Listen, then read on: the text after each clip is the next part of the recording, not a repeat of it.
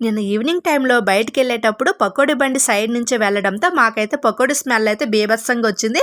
But ఉల్లిపాయలు ఉంటాయని నేనైతే అక్కడ తినలేదు. ఎందుకంటే ఈ కార్తీక మాసంలో ఉల్లిపాయలు నేను తినను కాబట్టి. ఇంకా బయట నుంచి ఇంటికొచ్చాక కూడా ఈ పకోడీ స్మెల్ నైట్ అంతా నా చుట్టూనే తిరుగుతుంది. ఇంకా కంట్రోల్ చేసుకుని ఉండడం నా వల్ల కాదు కాబట్టి ఈరోజు మార్నింగే లేచి ఇంక పకోడీ మీదే పడ్డాను. ఇంక ఉల్లిపాయలు లేకుండానే పకోడీ వేయాలి కాబట్టి ఇంట్లో 2 కాలీఫ్లవర్లు ఉంటే అవి నీట్‌గా కట్ చేసి ఇలా పకోడీలాగైతే వేసుకుంటున్నాను. ఇంక నేను వేసే ఈ ఉల్లిపాయలు లేని పకోడీ ఎలా ఉంటుందంటే ఇరుగు పొరుగు వాళ్ళ ఇంట్లో కూడా ఈ వాసన వెళ్ళి వాళ్ళ నోట్లో కూడా నీళ్ళు తెప్పిస్తుంది. ఇలా పకోడీ వేస్తుండగా నాకైతే చిన్న స్వీట్ మెమరీ గుర్తొచ్చింది. మేము చిన్నగా ఉండేటప్పుడు మా నాన్న పని నుంచి ఇంటికొచ్చేసరికి ఈ పకోడీ పొట్లాలను మా కోసమైతే తీసుకొని వచ్చేవాడు. సో మీ ఇంట్లో కూడా ఇలాంటి స్వీట్ మెమరీస్ ఎన్నో ఉండే ఉంటాయి కదా. నాలాగే మీరు కూడా అప్పుడప్పుడు చైల్డ్ డేస్ని గుర్తు తెచ్చుకుంటే ఒక చిన్న స్మైల్ ఇచ్చేసి నా ఛానల్కి సబ్స్క్రైబ్ చేసి లైక్ చేసేయండి. Thank you for watching. Bye bye.